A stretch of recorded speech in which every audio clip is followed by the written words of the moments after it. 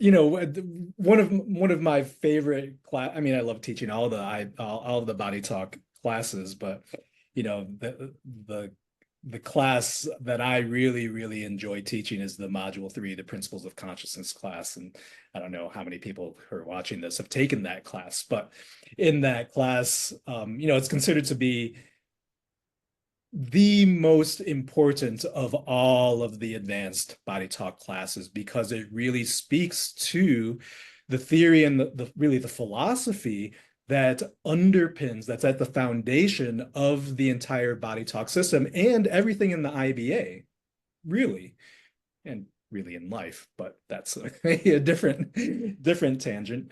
Um, but so, the philosophy that underpins, I'll talk about body talk in this case.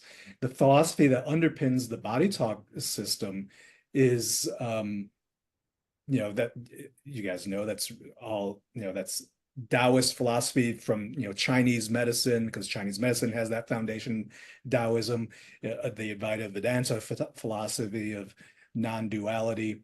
And so in the principles of consciousness class, one of the concepts that we talk about is, we have the big four, these general consciousness concepts of separation, time, guilt, fear, and this concept of individuation, which I think John must have drawn from Jungian psychology, or maybe from talks with you, Esther.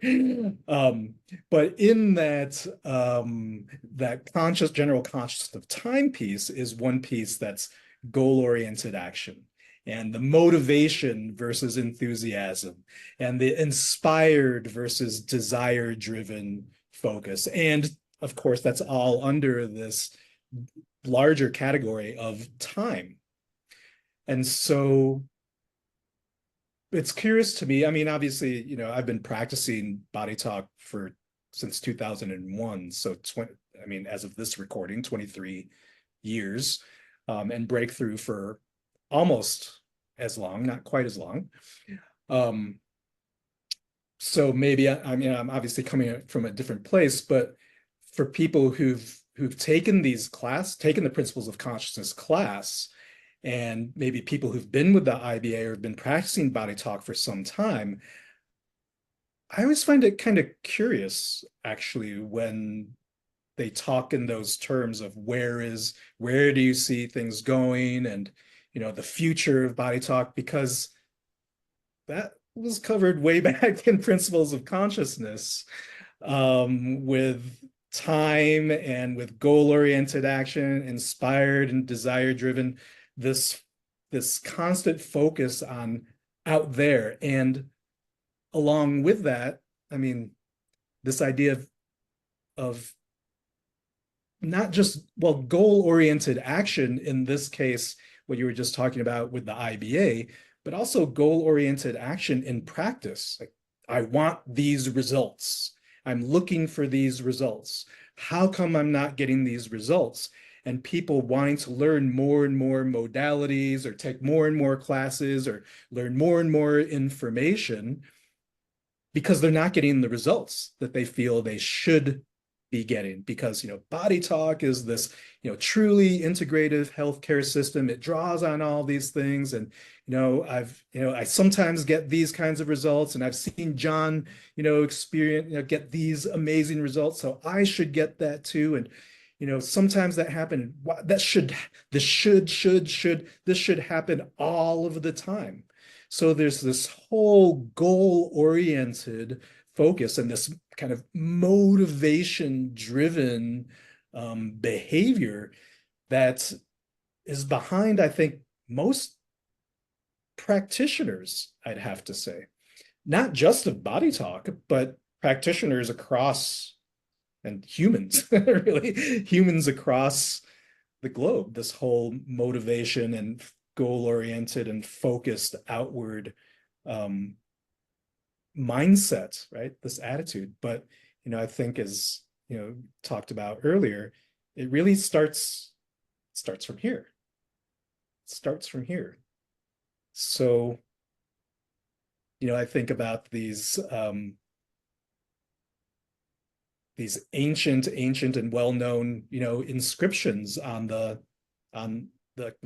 temples in Greece, know thyself. Know thyself. I mean, that's here. Starts here. That's at the foundation of everything. To know who I am. If I'm living my life, or if I'm practicing from a place of believing I'm someone that I'm not, that's going to have a ripple effect into my practice. It's going to impact my clients. It's going to impact my sessions. It's going to impact my life in all these, just a myriad of ways. So it makes sense to me to have something like breakthrough in my back pocket, or in my heart, or just in me, right, that's going to help me to be more and more clear of who am I really? And what are all the assumptions that I'm making about myself, about my clients, about my business, about the IBA, about this person, that person, my relationship, whatever. So I think that this whole, you've mentioned before, Esther, this, and I think you've mentioned it on some of the forums, the IBA forums, the general members forum and the breakthrough forum, of where are you coming from? It's this importance of, like, where are you coming from? So when you say that, so what is that actually, how do you see that, Esther, this idea of like, where are you coming from?